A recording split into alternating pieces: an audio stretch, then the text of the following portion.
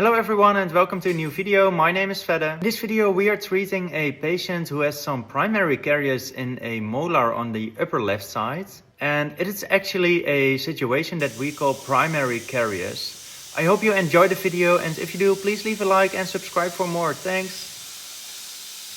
So like I mentioned, in this case we treat primary caries, and this means that a new cavity has formed in an otherwise healthy tooth. And this is different from when a cavity forms under an old filling or another type of restoration, as that is called secondary caries. I haven't shown a case like this in a video before, and the previous videos were about fillings on front teeth. If you haven't seen those videos, take a look on my profile and let me know what you think. Thanks for that. I also want to thank you all again for watching the previous videos. It means a lot to me to see that you're liking the videos and watching them closely. If you would like to see more videos like this, please give a thumbs up and don't forget to subscribe to the channel. So what you will see me do in a situation like this is clean the cavity with a drill. I always tend to start with a fast spinning cylindrical diamond burr, and we use this diamond burr with cooling to make sure not too much heat develops, as this heat could damage the nerve in a tooth. This diamond burr spins so fast and is so sharp that it cleans the enamel very well. But beneath the enamel lies a structure called dentin.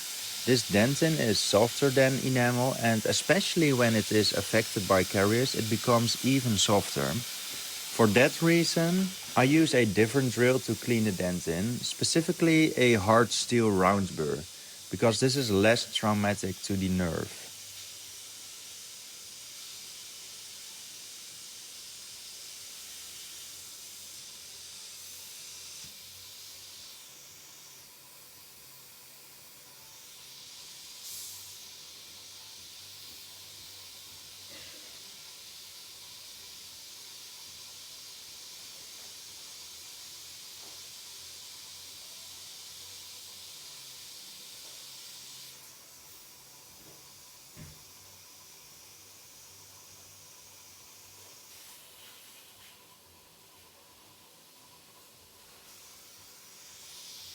During the drilling, you can occasionally see me check if we've cleaned sufficiently, and to see if the infected dentin is actually clean, I can use a special light, as you can see me do here. If there's still infected dentin, it shows up in a certain way, letting me know that we haven't fully cleaned the area. But to be sure, I also use a kind of liquid called caries indicator, and this liquid turns pink on infected tooth tissue, so we can see if we've cleaned enough. And you can see here that there's still a little bit infected dentin present that we have to clean. And for this I use the hard steel round burr once more. So right near the nerve, it's okay to leave a tiny bit of the pink stained tissue, and the reason for this is that the deeper we go into the tooth, the closer we get to the nerve. And the closer you get to the nerve, the higher the chance of nerve damage. And you want to avoid this at all costs, so I'm cautious as we go deeper into the tooth. The reason we want to prevent damage to the nerve is that nerve damage requires further treatment with a root canal treatment. And a root canal is a very effective way to resolve nerve problems, but it's preferable to avoid it if possible.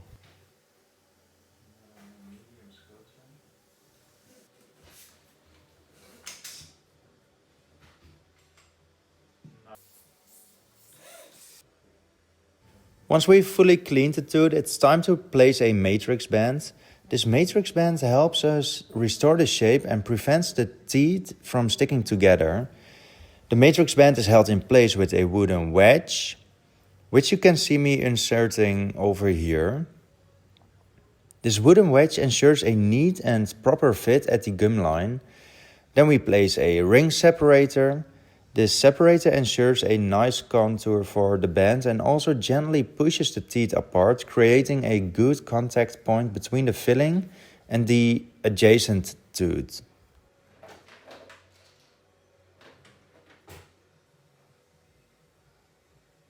Next, it's time to prepare the tooth, and as you know by now, we use a blue phosphoric acid edge for this. In this case, it's very important to apply the edge only to the enamel, not the dentin, as it's the enamel that needs to be roughened, and the edge can irritate the dentin and prevents the filling from sticking to the tooth. After rinsing the edge, we apply a primer to the dentin, which we blow out with an air spray, followed by a bonding layer. This bonding layer must also be cured with a polymerization light to activate it.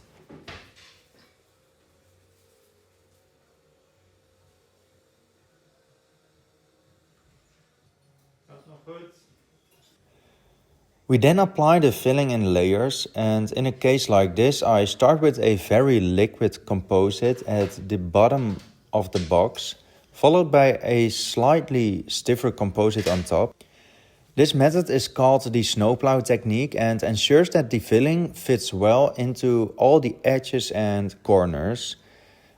Once this is properly shaped, we use a curing light to polymerize the first layer.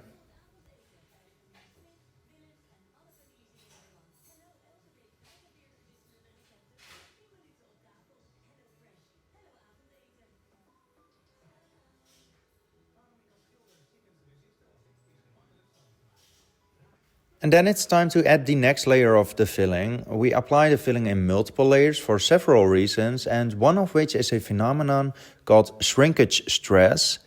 A liquid composite is larger in volume than a hardened composite, which means that when we cure the composite, a small amount of shrinkage occurs, and this creates tension on the tooth. So by layering the filling, we reduce this tension. Additionally, keep in mind that the UV light from the curing lamp cannot harden infinitely deep through a filling, so you want to apply a certain maximum thickness of composite to ensure the entire composite is cured.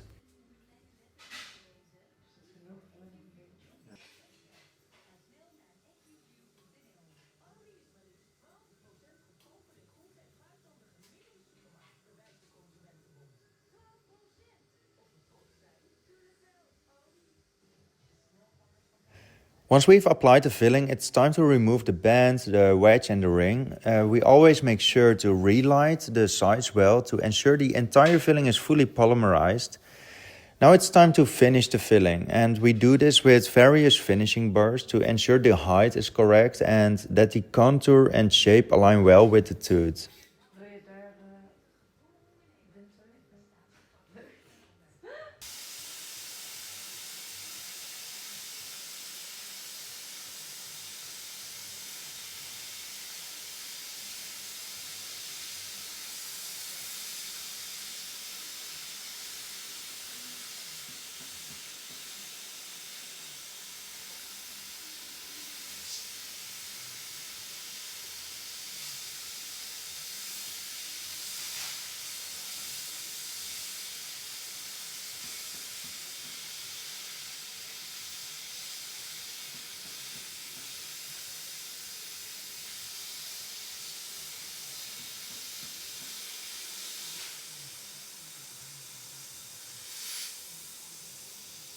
And while we are finishing the filling, I would like to thank you all as this is the end of the video.